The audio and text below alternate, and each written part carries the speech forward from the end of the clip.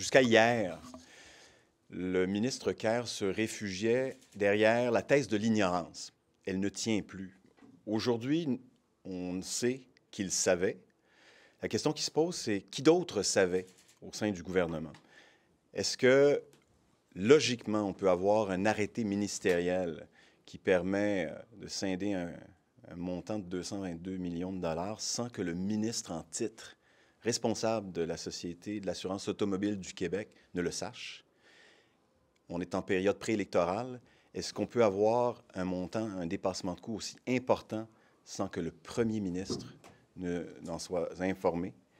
Ces questions-là, ils vont revenir lancinantes pour les prochaines heures, pour les prochains jours, pour les prochaines semaines, mais pour vraiment faire toute la lumière sur la question, seule une commission d'enquête nous permettra de le faire, parce que ce qu'on est convaincu à l'heure actuelle, c'est qu'on ne connaît pas toute la vérité dans ce scandale, dans ce fiasco.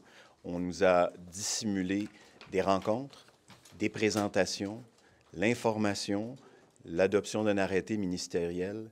Quelle est l'information qui nous est encore impossible de voir? Les PV caviardés.